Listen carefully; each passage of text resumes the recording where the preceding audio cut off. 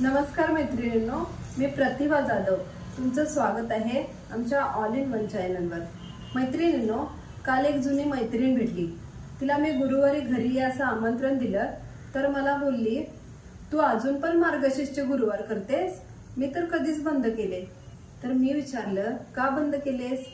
तर म्हणाली, अगं किती काय काय करावं लागतं, आजकाल किती पद्धती आल्यात, काय काय करावं लागतं आणि किती खर्च पण होतो, तर प्रत्येक वेळी सगळंच मिळतं असं नाही ना. तर मैत्रिणींनो, तुम्ही कधी विचार केलाय का की या पूजेमध्ये दिवसेंदिवस किती बदल होत चाललाय? तो आपणच केलाय बरं का. एकीनं केलं, तिचं बघून दुसरीनं केलं आणि मी सगळ्यात भारी करणार असं म्हणून तिसरीनं अजून बदल केला.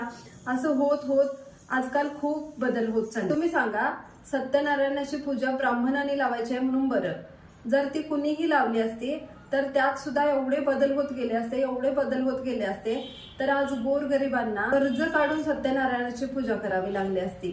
बरं असो, हा सगळा दिखाव्याचा पसारा बंद व्हावा म्हणून पद्मपुराणाच्या पद्धतीनं पूजा कशी लावायची, कशी मांडायची ते मी तुम्हाला आता सांगणार आहे. मैत्रिणींनो, मी अगदी लहान होते तेव्हा आमच्या गावामध्ये पहिल्यांदा हे व्रत करण्याची पद्धत आली आणि ही पूजा मांडली माझ्या मम्मीने.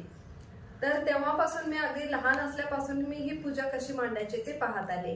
आणि नुसतं पाहतच नाही, तर तिला नेहमी विचारत असायचे की हे असं का, हे असं का, हे, आणि ते समाधानकारक उत्तर मिळत नाही तोपर्यंत ते प्रश्न चालूच असायचे. आणि माझी मम्मी पण पुराणे वगैरे वाचायची, त्यामुळे तिला त्या प्रश्नांची उत्तर व्यवस्थित देता यायची. त्याला अगदी शास्त्रोक्त कारण ती द्यायची मला. तर गप्पा बस झाल्या, आता साहित्य सांगते, पहा हा. साहित्यामध्ये फुलं घेतलेत, वेणी घेतली, खायची पानं घेतलेत, खाऊची पानं, डहाळ्या घेतलेत, तांब्या घेतलाय, हळदी कुंकू, अगरबत्ती, माचीस, घंटी, आरतीचं ताट घेतलेलं आहे, 2 समया घेतल्यात, पाणी घेतले, केळी घेतलेत, नारळ घेतले आणि हे काही दागिने घेतलेत. मार्गशीर्ष महिन्याच्या 4ही गुरुवारी सकाळी लवकर उठून स्नान करून स्वच्छ कपडे परिधान करावे.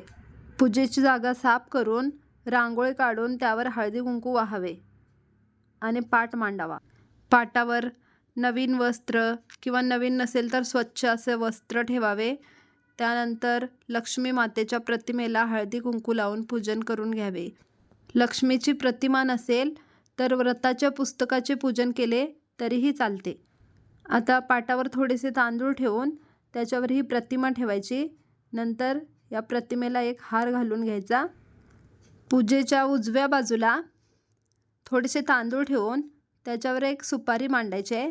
ही सुपारी आपण गणपती म्हणून मांडतो आहोत. त्याला हळदी कुंकू वाहायचा, त्याची पूजा करून घ्यायची. गणपतीची मूर्ती असेल तर तुम्ही गणपतीची मूर्ती ठेवा. अशी तांदळाची रास बनवायची, त्याच्यावर आपण कलश ठेवणार आहोत.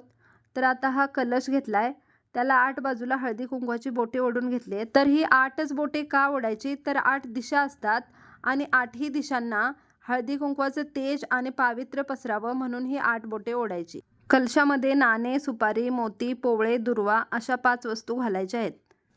मैत्रिणींनो, एक गोष्ट लक्षात घ्या की पद्मपुराणामध्ये कलशाला स्कर्ट घाला असं काहीही सांगितलेलं नाही आहे. हे जे हळदी कुंकवाचं तेज आणि पावित्र्य तुमच्या घरात पसरतं ते तुम्ही स्कर्ट घालून त्याला झाकून टाकता.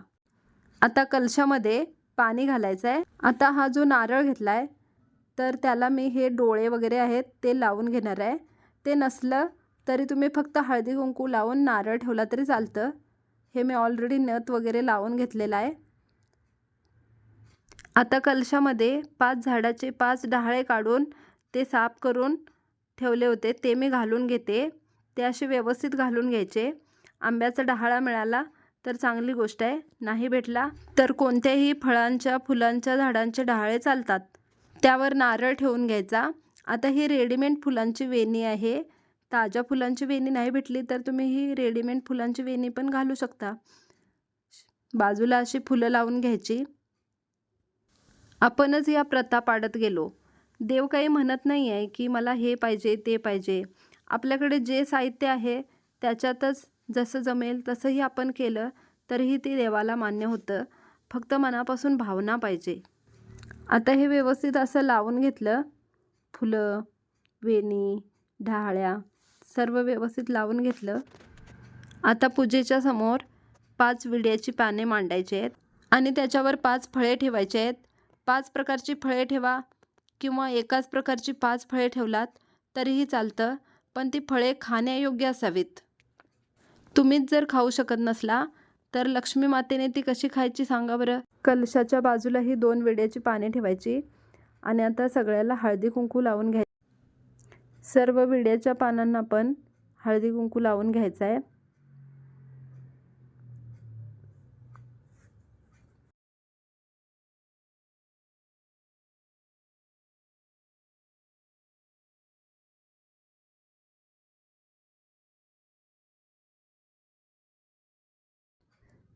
सॉरी मैत्रिणींनो, हे मी कलशाला दागिने घालायचे विसरले होते, ते घालून घेते.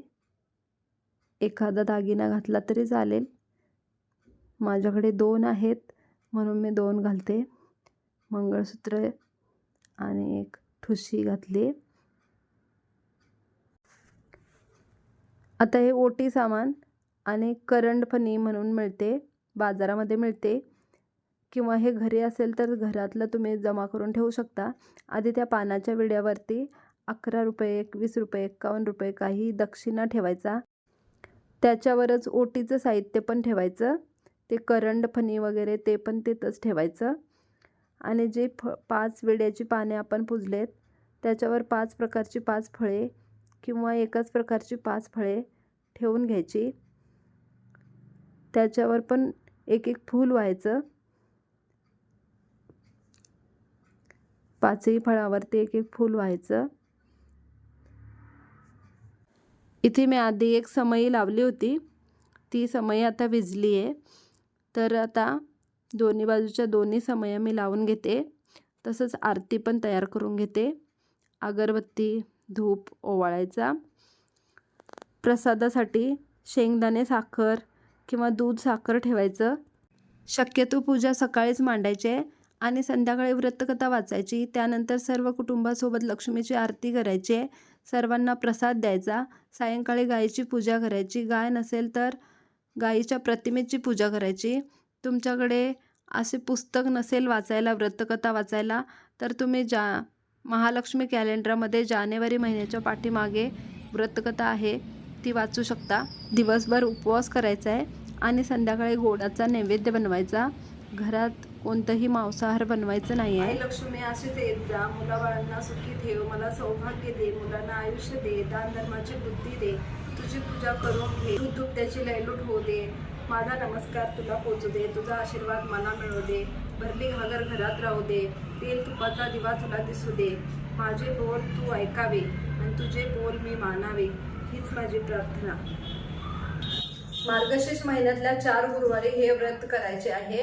काही अडचणीमुळे जर का एखादा गुरुवार राहिला तर 3 गुरुवार पूजले तरी काही फरक पडत नाही, पण पौष महिन्यातला गुरुवार पूजू नका. मार्गशीर्ष मधलेच गुरुवार पूजा किंवा तुम्ही दुसऱ्या कुणाकडून तरी पूजा मांडून घेऊ शकता. जेंट्स लेडीज कुणीही करू शकते ही पूजा. शिवाय जो कोणी हे व्रत करतो त्याच्या संसारात महालक्ष्मीचा वरद हस्त असतो असे लक्ष्मीने पद्मपुराणात सांगितले आहे. त्याला धनधान्य सुख समृद्धीची वृद्धी होत असते. पण मैत्रिणींनो, खरी पूजा कशात आहे तुम्हाला माहिती आहे का? खरी पूजा आहे तुमच्या व्यवहारात, तुमच्या वागण्यात, तुमच्या घरातील स्त्रीशी असणारा तुमचा व्यवहार कसा आहे. मग ती मुलगी असो, सून असो, पत्नी असो, सासू असो, आई असो, कुणीही असो, नणंद असो, तिच्याबरोबर तुम्ही कसे वागता ते जास्त इम्पॉर्टंट आहे. तिला तुम्ही सन्मान देता का ते जास्त महत्वाचे आहे. मुलीशी, सुनेशी, नंदेशी, सासूशी, आईशी तुमचा व्यवहार चांगला असला पाहिजे. घरात क्लेश नसला पाहिजे. तसेच भुकेल्याला अन्नदान करावे. तुमच्या दारातून भिकारी, आश्रित, पीडित व्यक्ती असाच जाऊ देऊ नका, त्याला मदत करा. तुम्ही पूजा सागरा संगीत करता, पण तुमच्या घरातील स्त्रीशी तुमचा व्यवहार जर चांगला नसेल तर लक्ष्मी तुमच्या घरी नांदणार नाही. पण भुकेल्याला अन्न देत नाही, तहानलेल्याला पाणी देत नाही, गरजवंताला जर मदत करत नाही तर लक्ष्मी माता तुमच्यावर प्रसन्न होणार नाही. अर्धी भाकर आहे तर वाटून खा, जसं जमेल तसं दानधर्म करा. या कथेमध्ये शेवटी सांगितलंच आहे. ही कथा वाचणाऱ्यांना, ऐकणाऱ्यांना लक्ष्मी प्रसन्न होईल, धनधान्य आणि सुख समृद्धी मिळेल. पण सुख समृद्धी मिळाल्यावर उतू नये, मातू नये, गर्वाने सर्वांना तुच्छ लेखू नये, दान धर्म विसरू नये. तर मैत्रिणींनो, अशा प्रकारे पूजा मांडायची आहे आणि शेवटच्या गुरुवारी उद्यापन करायचं आहे. त्या दिवशी सुवासिनींना हळदी कुंकू, फळे आणि लक्ष्मी व्रताची प्रत देऊन त्यांना नमस्कार करावा. सकाळी कळशातील पाणी घरात शिंपडावे किंवा तुळशीला व्हावे. पाने, फुले हे सगळं सुकवून ठेवावं किंवा मातीमध्ये झाकून टाकावं. कुठेही कचऱ्यामध्ये फेकू नका. मैत्रिणींनो, हे व्रत मी लहानपणापासून करते. मला ह्या व्रताचे खूप चांगले प्रत्यय आले आहेत. तुम्ही पण नक्की करून बघा.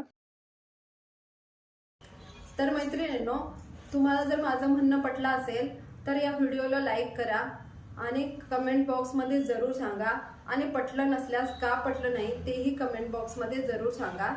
आज जगाला हे दाखवून देणं गरजेचं आहे की खूप सारा दिखावा केला म्हणजे लक्ष्मी प्रसन्न होते असं नाही. आज माणसातली माणुसकी कमी होत चालली आहे. कुणी कुणाला विचारत नाही आहे, पण पूजा मात्र सागर संगीत करतायत, खूप सारा दिखावा करतायत. हे सर्व करण्याची गरज नाही आहे. आपल्यामध्ये माणुसकी जपली पाहिजे, हीच खरी पूजा आहे. हे आज जगाला दाखवून द्या आणि ह्या व्हिडिओला भरभरून प्रतिसाद द्या. ह्या व्हिडिओला भरभरून लाईक करा आणि दुसऱ्या तुमच्या मित्रमैत्रिणींपर्यंत पण पोचवा. पुन्हा लवकरच भेटू नवीन व्हिडिओसह.